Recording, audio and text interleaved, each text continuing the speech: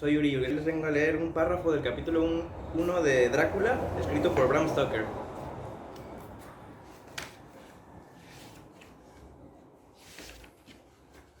Capítulo 1. Diario de Jonathan Harker, en taquigrafía. 3 de mayo, Bistris. Salí de Múnich el 1 de mayo a las 8:35 de la tarde. Llegué a Viena a la mañana siguiente, la hora de llegada en las 6:46, pero el tren tuvo una hora de retraso.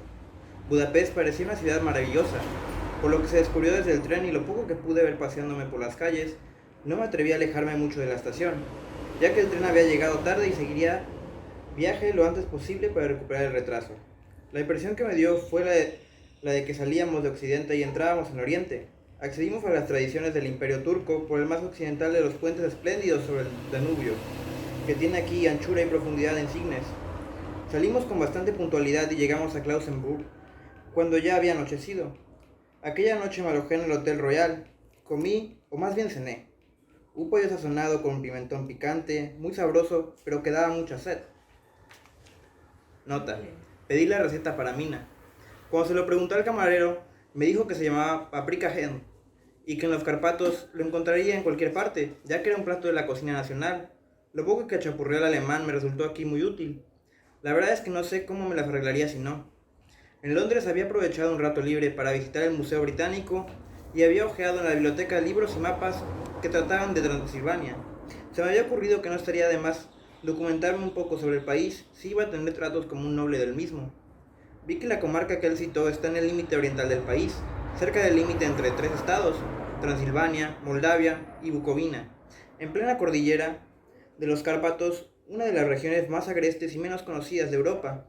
No pude dar con ningún mapa ni libro que indicara la situación exacta del castillo Drácula, ya que este país no tiene todavía mapas que se puedan comparar a los de Inglaterra, que publica el Servicio Topográfico Oficial de nuestro país, pero sí descubrí que Bistritz, el pueblo donde está la parada de postas que citó el conde Drácula, es una población bastante conocida. Voy a reproducir aquí algunas anotaciones que tomé, pues podrán servir para refrescarme la memoria cuando cuente mis viajes a Mina.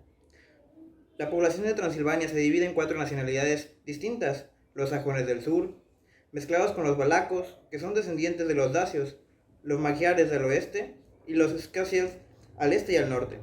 Voy a tratarme con estos últimos que aseguran descender de Atila y de los hunos.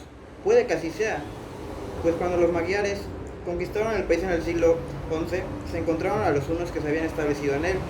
Según he leído en la herradura de los Cárpatos, se reúnen todas las supersticiones del mundo, como si fuera el centro de una especie de remolino de la imaginación. Si es cierto, puede que mi estancia resulte interesante. Nota: debo pedir al conde que me las cuente todas.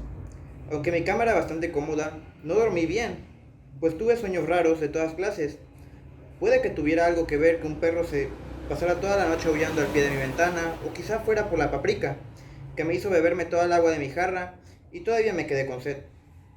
Me dormí hacia el amanecer y me despertaron dando golpes repetidos en mi puerta, así que supongo que debía de estar bien dormido para entonces.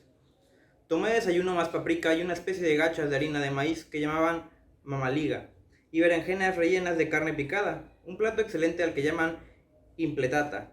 Nota: pedir también esta receta. Tuve que desayunar a prisa, pues el tren salía poco antes de las 8, o más bien debería haber salido hasta ahora, ya que después de llegar corriendo a la estación a las 7:30, tuve que esperar más de una hora el vagón, hasta que nos pusimos en marcha. Me da la impresión que cuanto más al este se está, menos puntuales son los trenes. ¿Cómo serán en China? Pasamos todo el día paseándonos ociosamente por un país lleno de bellezas de todas clases. A veces veíamos pueblecitos o castillos en lo alto de las colinas empinadas, como los que se ven en las ilustraciones de los misales antiguos. A veces seguíamos ríos y cursos de agua que por sus anchas márgenes pedregosas parecían sufrir grandes riadas. Hace falta mucha agua y una corriente fuerte para dejar tan despejadas las orillas de un río. En todas las estaciones había grupos de personas, multitudes en algunos casos, con atuendos de todas clases. Algunos eran iguales que los campesinos de Inglaterra, o lo que vi al pasar por Francia y Alemania, con chaquetas cortas, sombreros redondos y pantalones cosidos en casa, pero otros eran muy pintorescos. Las mujeres parecían hermosas, salvo al verlas de cerca, pero llevaban atuendos muy aparatosos en la parte de la cintura. Todas llevaban largas mangas blancas de una u otra especie, y la mayoría tenían unos cinturones anchos de los que colgaban muchas cintas de algún material que les ondeaba como los vestidos de ballet. aunque debajo de ellas llevaban enaguas, claro está. Las figuras más extrañas que vimos fueron las de los eslovacos, que iban más de bárbaros que los demás, con sombreros grandes de vaquero, amplios pantalones holgados de color blanco sucio, camisas de lino y cinturones de cuero enormes y pesados, de casi 30 centímetros de ancho, y tachonados con clavos de bronce. Llevaban botas altas en las que metían los pantalones y tenían el pelo largo y negro y grandes bigotes negros, aunque muy pintorescos, no resultan muy agradables. En un escenario podrían pasar fácilmente por una cuadrilla de bandidos orientales antiguos. Sin embargo, según me han dicho, son muy inofensivos y más bien poco violentos por naturaleza. Ya era casi noche cerrada cuando llegamos a Bistritz, que es una población antigua e interesante. Al estar prácticamente en la misma frontera, pues está a los pies del desfiladero del Borgo, por donde se llega a Bucovina, su historia ha sido muy agitada, de lo que le han quedado huellas evidentes. Hace 50 años sufrió una serie de grandes incendios que causaron gran devastación en 5 ocasiones distintas.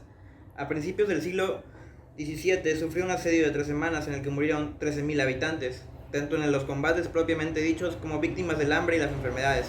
El conde Drácula me había indicado que me alojara en el Hotel Golden Crown, y descubrí que se trataba de un hotel anticuado en todos los sentidos, lo que me agradó ya que, como es natural, quería ver todo lo que pudiera de las costumbres del país.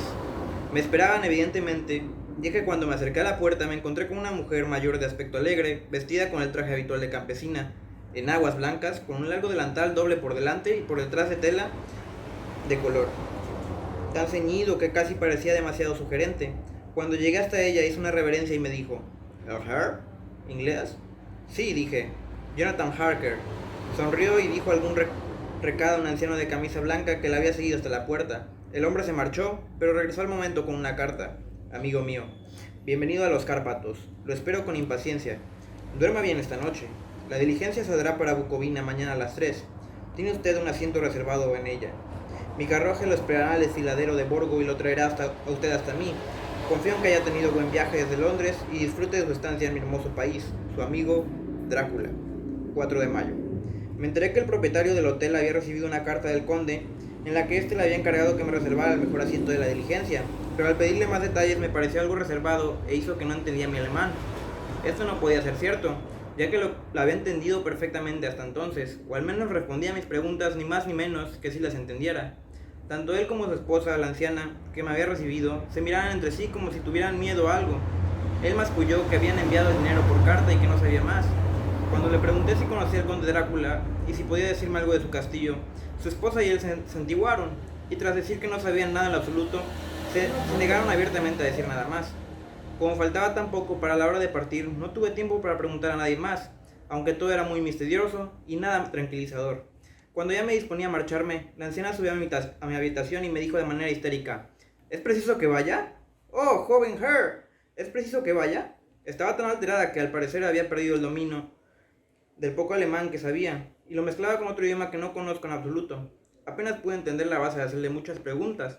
Cuando le dije que debía partir enseguida y que tenía que ocuparme de un negocio importante, volvió a preguntarme, ¿sabe qué día es hoy? Le respondí, estábamos a 4 de mayo. Ella sacudió la cabeza y dijo a su vez, ¡ah, sí! Ya lo sé, pero ¿sabe usted qué día es?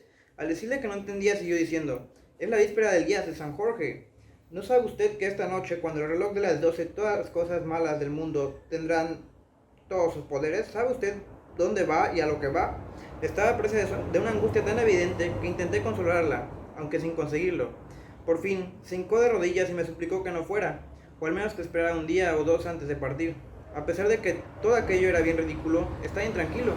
Sin embargo, tenía que ocuparme de mi misión y no podía consentir nada que la estorbara. Intenté ponerla de pie y le dije con toda la seriedad que pude que le agradecía su intención, pero que debía cumplir con mi deber y por lo tanto tenía que partir. Ella se levantó entonces, se enjugó los ojos y tomando un crucifijo que llevaba colgado al cuello me lo ofreció. No supe qué hacer, pues como anglicano que soy, me han enseñado a considerar que el culto a esos objetos tiene algo de idolatría. Sin embargo, parecía un desprecio rechazar lo que me ofreció una anciana con tan buena intención y tan turbada. Debió de leer la duda en mis ojos, pues me echó al cuello el rosario y me dijo, hágalo por su madre, y salió de la habitación. Escribo esta parte del diario mientras espero la diligencia, que llega tarde por supuesto, y todavía llevo al cuello el crucifijo. No sé si será por el miedo de la anciana o por tantas tradiciones fantasmagóricas que corren por estas partes, o por el crucifijo mismo. El caso es que no siento ni mucho menos mi tranquilidad habitual. Si este libro llega a manos de Mina, antes de que me reúna con ella, que me sirva de despedida. Ya llega la diligencia, 5 de mayo en el castillo. Ya se ha despejado el color gris de la mañana y el sol se levanta sobre el horizonte. Esto fue unos pequeños párrafos del libro Drácula, escrito por Bram Stoker. Hasta luego.